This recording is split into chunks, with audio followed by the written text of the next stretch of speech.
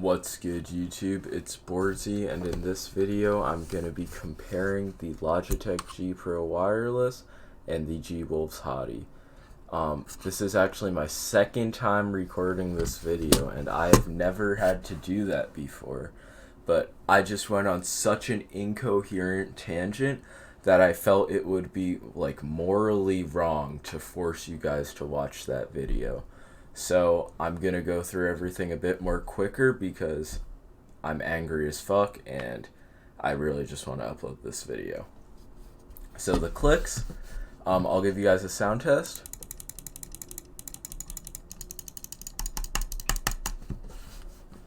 That was the G Pro Wireless if you don't have eyes. Honestly, I'd say both of the clicks are about the same, the ideal mouse clicks. No issues with either of them. I did have a double clicking issue with the G Pro Wireless, but I deleted and reinstalled my G Hub and it fixed. Never had the same issue with my Hati, so just gonna throw that out there, but I'd say they're tied on the clicks. Next we can talk about the side buttons. The Hati has very crisp, very good side buttons with no pre-travel and no mushiness. G Pro Wireless has a I wish you could see. They're not as crisp, but they get the job done, and they've been really solid for me in all of the times I've used them in Fortnite and other games. So have the Hatis though, but just because the G Pro Wireless is a bit more mushy and not as crisp doesn't mean they're worse. But I'm still going to have to give the point to the Hati, so the Hati is up 1-0. And then the scroll wheel. The Hati has the perfect scroll wheel. As a lot of you guys know, I claimed that it feels like sex in my review of the Hati. It still does. God, this scroll wheel is so perfect. It's kind of hard to click down, but I don't know how often you guys are clicking down your scroll wheel. It's not much of an issue when it feels like the most euphoric feeling possible.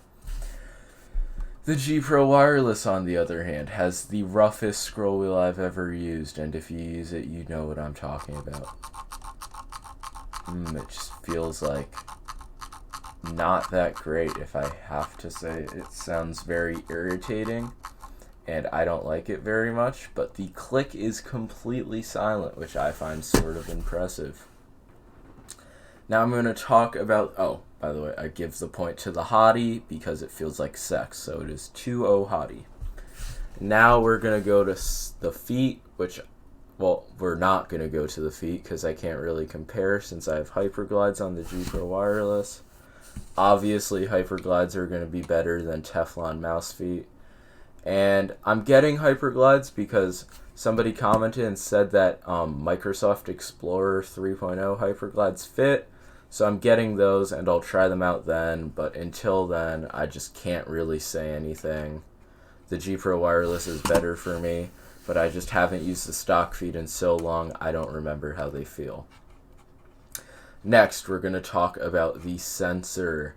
The G Pro Wireless uses the Logitech Hero sensor with their Lightspeed wireless technology. It's been completely flawless, haven't had a single issue with it, and I love it, honestly. And the Hati, it uses a 3360, which I'm perfectly okay with, haven't had any issues with it. It does feel, I'd say it feels a bit faster than the G Pro Wireless. I don't know if that's due to the liftoff distance or something, but I'll say that it does feel a bit faster. I'm not sure if that's just placebo or not, though. So I'd say the sensors are about even, and it's still 2-0 Hati. And now, let's talk about the biggest, I almost forgot. Let's talk about weight. So the G Pro Wireless is 80 grams.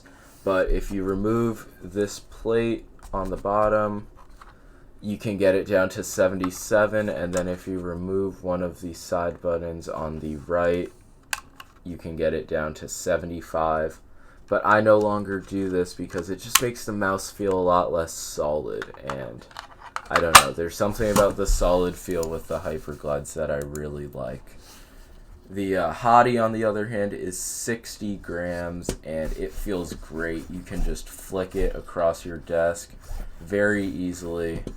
Super light, and for a mouse that's as big as it is, I'd say it's a medium, it's like upper hand medium-sized mouse.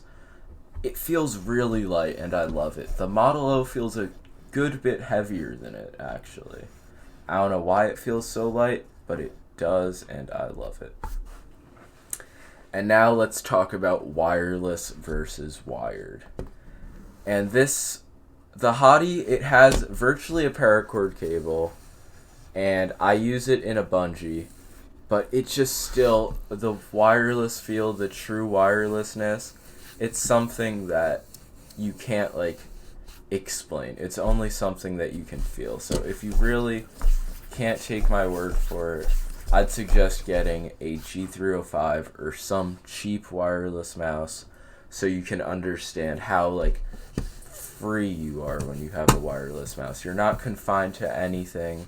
You're not confined to, like, mouse room. Well, you are, but not in the same way. You can reach your hand on any part of your desk. You're not confined to how much of your wire's in your bungee. There's no, like, cable drag on your mouse pad. That's an issue for some people. It just feels really great.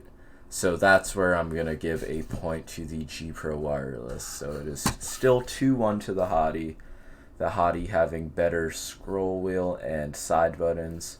So I don't know if you guys value that as much as the freeness that comes from wireless.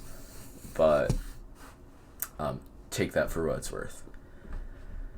And the final thing is going to be the actual price of the mouse. The G Pro Wireless, being such a solid mouse with so many features and, like, just overall, like, industry standard, it's gonna be, I got mine for $120, but I'm pretty sure it costs $150 now, which is a lot of money to be dishing out on a mouse. But if you really just want a solid mouse that you're going to be able to rely on, it comes from a name brand company used by a lot of pros, it's a great mouse. The Hati, on the other hand, G-Wolves is a lot smaller of a company.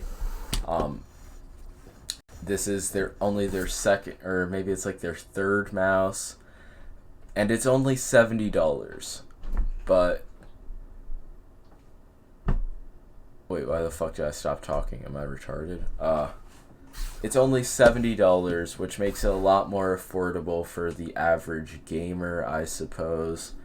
And with all of the features it has, great clicks, great side buttons, great scroll, very light with the honeycomb design, it's also a really good mouse. And I'd assume, I'm not sure if a lot of pros are going to start using it just because almost everybody uses the G Pro Wireless, but it's a very solid mouse that I don't have anything bad to say about. So the fact that it's so cheap is really good, but if you have the money, I would honestly say to get the G Pro Wireless, which is why my final verdict is going to be, if you have the money, get the G Pro Wireless. The wireless feel, along with the Hyperglides, makes me just want to keep using it. Maybe once I get the Hyperglides for the Hati, my opinion will change, but right now, even with the bungee, it just doesn't feel nearly as, like, the Hati feels a lot more limited. But if you have a limited budget to spend on a mouse, get the Hati by all means. You will not be disappointed. But the G Pro Wireless, it's a completely different experience.